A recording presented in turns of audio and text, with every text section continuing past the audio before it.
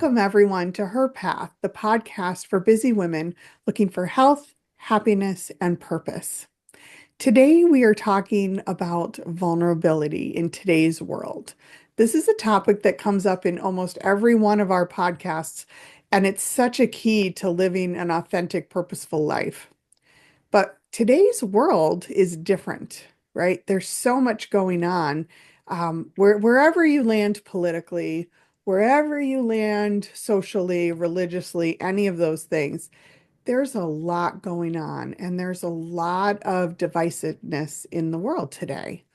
And we want to talk about how you keep your vulnerability and keep showing up as your true, authentic self. Because sometimes it can be hard and sometimes it can be scary to be who you are and to show that, that soft underbelly of how you think and how you feel and what your values are. So today as we talk about being vulnerable, we'll go through some of the elements of what it means to be vulnerable, but how do we show up vulnerable in today and still protect ourselves, protect our peace, but have the freedom to be who we truly are?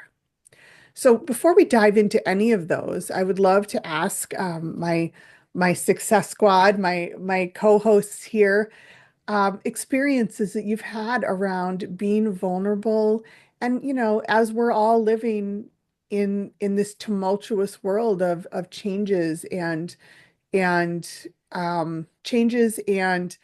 lots of competing and conflicting ways to think about things. What does that mean to you in terms of vulnerability? Well, um, I think there's fear of judgment, like what will people think? I think we have to get into the fear of rejection because we all want to belong, and vulnerability can feel like a risk. I think perfectionism plays into it because people think that we need to have it all together to be valued.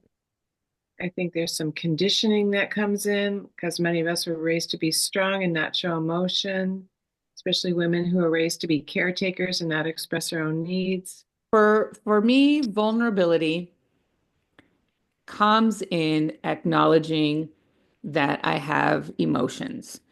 Growing up, it was not something that, as a child, was very nurtured. You know, we weren't really expected to have opinions or input, at least the way that I was raised. And so, you, conversing about how we were feeling or adding,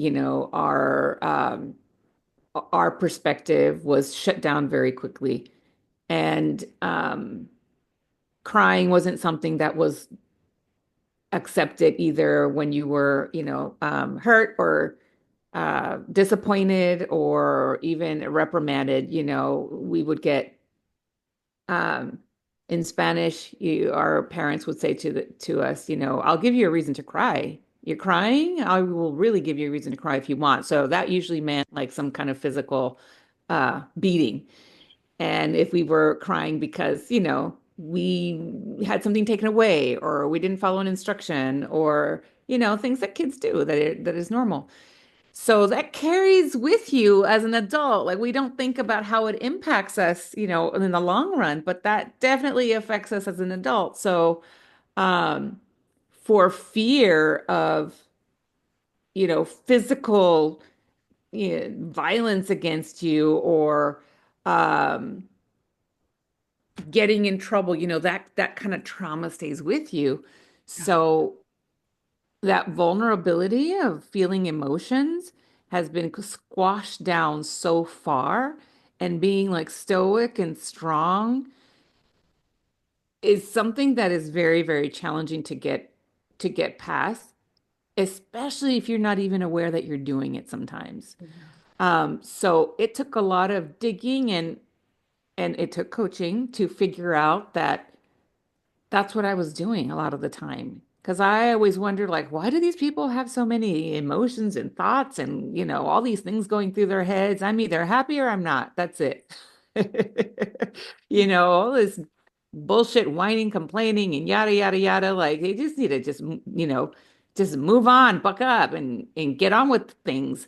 But that's because that's how I was raised. Otherwise, if I had an emotion, if I showed a tear, if I showed any vulnerability, I would get beat down. Right. And I think a lot of people who were raised, who are maybe my age or older, or were raised in different times where it was like a life and death situation that you just had to be strong and push forward. Um, it is really challenging to allow yourself to be vulnerable because being vulnerable literally meant life or death. Right. And that's what Right. it feels like. And it could be something stupid like speaking up in a meeting or something like, giving your opinion on, uh, you know, in a conversation or, showing up in a meeting room with a bunch of professionals and networking, it's like, what's the worst that can happen in that situation? Someone ignores you or they don't talk to you. But internally or in your mind, it feels like a life and death situation if I allow myself to be seen in some Right. way.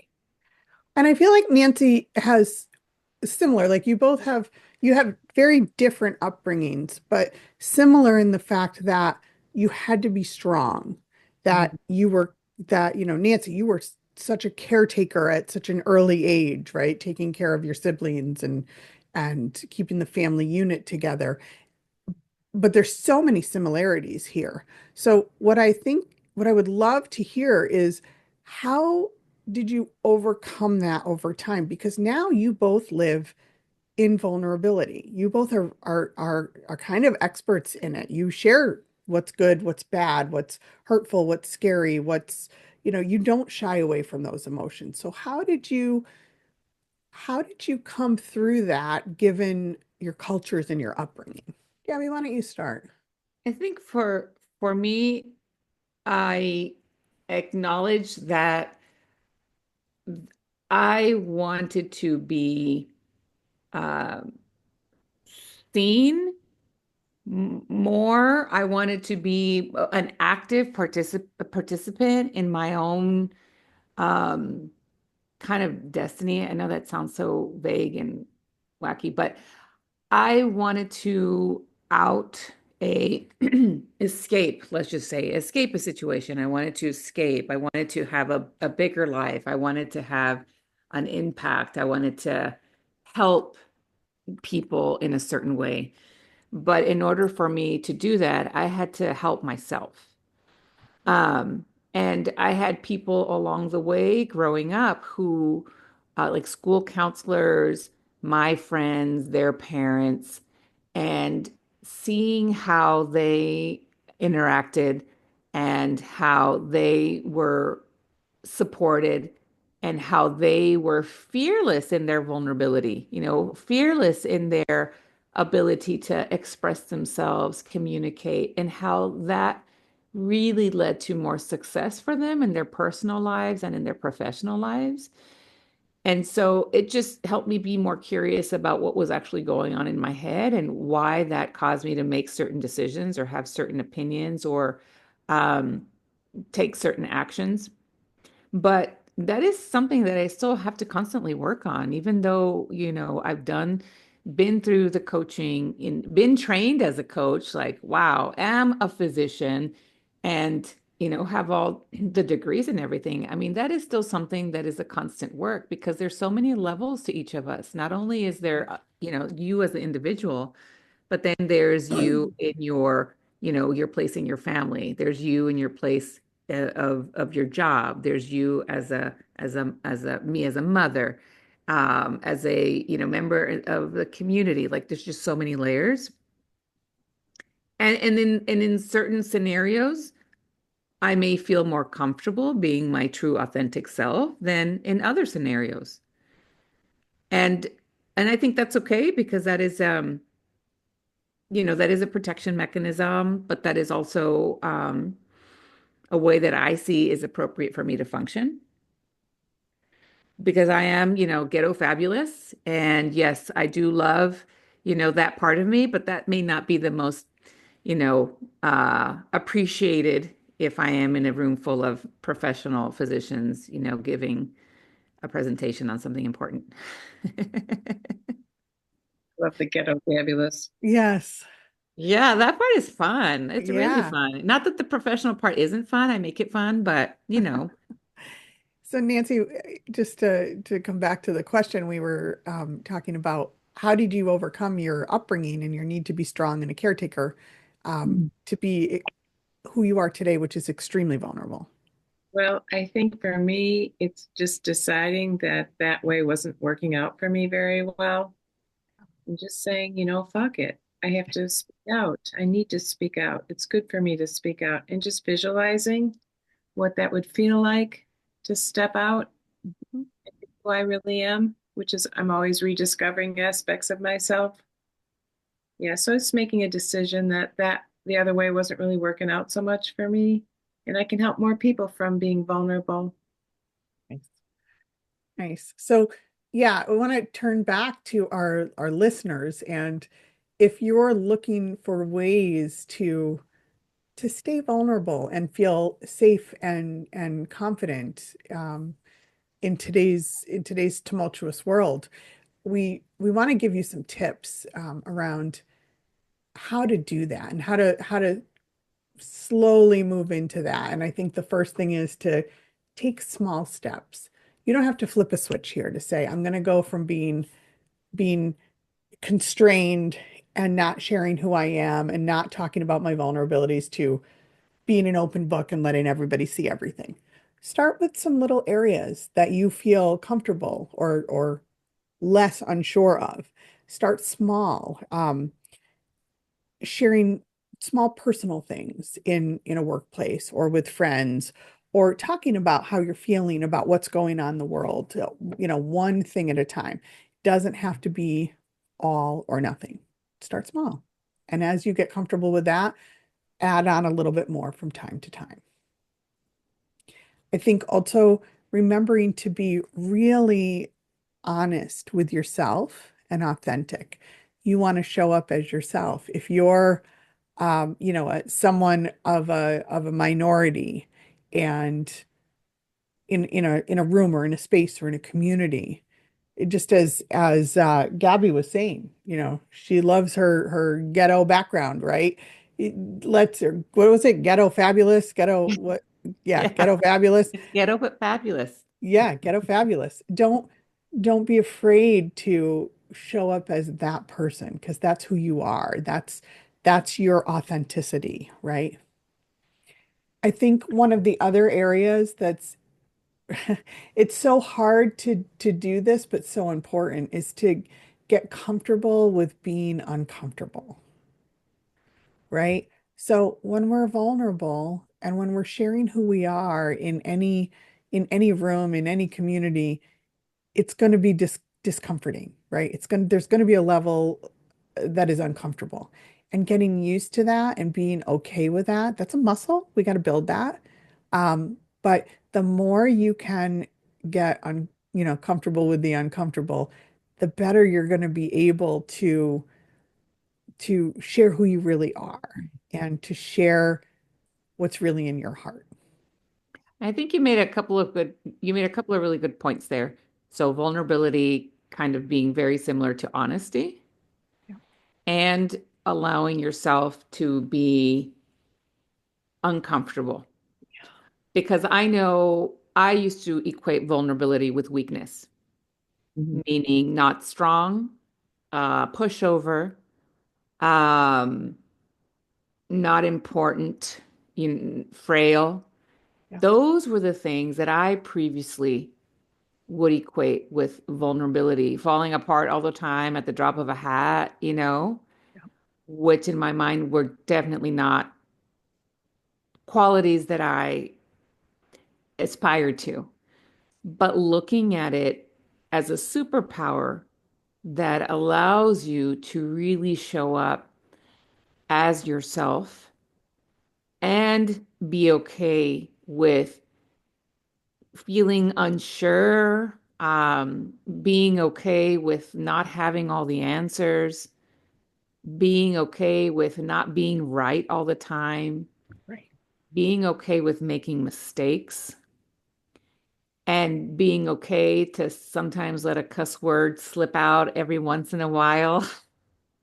without really judging yourself and making it mean that you are not worthy, of existing. Thinking about vulnerability in that way makes a big difference in accepting vulnerability, I think. It's Yeah. not a weakness at all. Um, I tend to think about it as like a man, There's an ideal of what a man should be like. I mean, this is not everyone's ideal, but ideal is just like strong and, the rock and, very macho, what have you.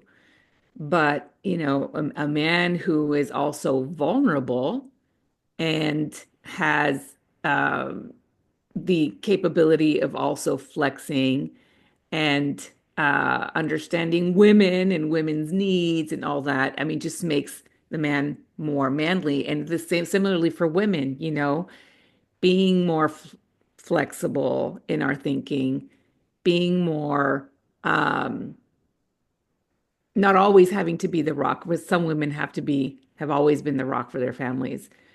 Being okay with, sometimes, things will fall through the crack, but, it's okay. We'll figure things out is is like a superpower. Yeah. Yeah. I love that superpower. And I don't think you have to be vulnerable with everybody about everything. I think you can just spend it as well. Yep. And for me, at least, I remember one thing that really helped me was not being afraid to feel those feelings. They say the worst thing that you're going to have is a feeling, and it's what, 90 seconds to process the emotion. Right. So Right. just feeling where you're at, if it's embarrassed or shame, just know if you feel it, if you drop it and really feel it and breathe into it, it's 90 seconds and then you integrate it and it's over. Right. Right. Right. And not fearing those emotions, right? Don't fear the rejection or the what ifs.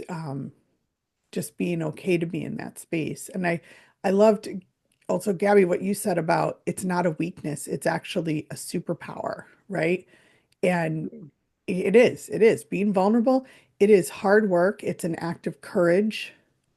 It's you have to love yourself in order to do it, right? I know who I am, and I know that I'm worthy of putting it out there into the world, right? So it takes a bit of compassion, it takes a bit of courage, self-compassion, courage, and it is a superpower. And it's not something that you can turn on or turn off. It's a practice, right? Oh So when my we God, talk, it's such a practice. it's Yeah, I practice, agree. right? It takes work, it takes time. We're going to stumble. We're not always going to do it right. To your point, Nancy, we might be vulnerable with the wrong people sometimes, but you keep doing it and you keep coming back and you keep trying it again and you build that muscle. You build that practice. Like I'll give you an example. Yesterday, my daughter, she's pre-med in college, and asking her about how did you do on your exam? She's like, I think I failed my physics exam. Mhm. And so right away I go to, you have so much time to study. You don't even have a job. You don't even do this. Already starting to like bam, bam, all of the, berating and all being that, you know, uh, starting to get on her case about it. And like you said, Nancy, I had to take a second because her face just melted and she was already scared of telling me what her grade was. She already, was feeling bad about it herself. Obviously, she was feeling bad down about it. So I had to take a second and breathe. And I said, I'm sorry, honey. I just don't want, I just get worried for you that I just don't want it to be so hard for you. And it's okay. We will figure out how to make get that grade to come up. We're going to figure out how to get the resources that you need so that you can do better next time. But old me would not have given that. I'm sorry that I'm berating you and getting on your case because I'm worried about your education. it would have just been like, get your shit together. Otherwise, why am I paying all this money for you to go to school if you're not doing anything with it, you know? And so it takes like, squeaky wheels turning to get that, admitting that my reaction is not the greatest, and let's figure out how to support you instead of beating you down. It takes so much work and Yeah. insight to allow that vulnerable side to show up, you know? Oh, yeah. And the whole idea of being vulnerable with your kids Mm. and showing that vulnerable side, it's so in conflict with the traditional ideas of parenting. And you know what I mean? Like Right, I have a similar story. My son is a senior and he's applied to some very, very good schools and he wants to be an aerospace engineer, and that's extremely competitive. And he is not getting the responses that he hoped he would be getting. He's not getting into the major that he wanted. He's getting deferred from early access on some of the schools. And I've really had to like channel my inner coach, right, to say, how do I help him see the reality and see these hard truths right.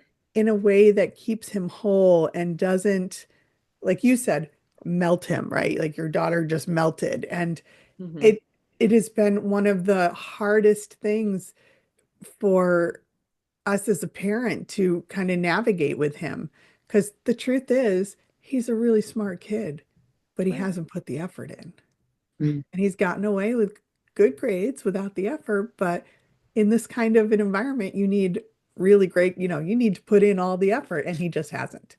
And trying to show him the reality and teach him some lessons while keeping him whole takes nothing but vulnerability, right? right, And right, sharing our own stories of our own journeys and um, just being just being a different kind of parent, right? right. And it's Um, sharing your thought process as yes. to just basically sharing your thoughts. Yep. But in a way that is supportive, Yeah. in a way that's Yeah. supportive. Yeah. Yeah. Because I know I didn't get a lot of that. And sometimes, that whole idea of tough love and this is how you grow by failing. There's a balance to all of that, right? There So, is, yeah, because you don't want to breed resentment either, where right. you withhold love unless there is a certain achievement, or Right. you withhold love unless you accomplish certain things. Um, because then that you just push people away instead of Yep. nurturing and growing a relationship. Um, and that's vulnerability, Yeah. not pushing people away when shit gets hard. Right. It's so easy to push someone away when it Right. gets hard. Right. Absolutely. That is a huge part of vulnerability. Ladies, we covered a lot of ground here today. And hopefully we've given our listeners a lot of different ideas and tips around how to introduce more vulnerability into your world, especially today. And don't be afraid to ask for help and don't be afraid to try new things, start small, and build that muscle slowly out over time. So, um, if this resonated with you, we'd love for you to like and subscribe and share this podcast with your friends, and people that are important to you in your world, because we'd love to get this conversation going, more globally. So thank you everyone for being here, and we will see you soon.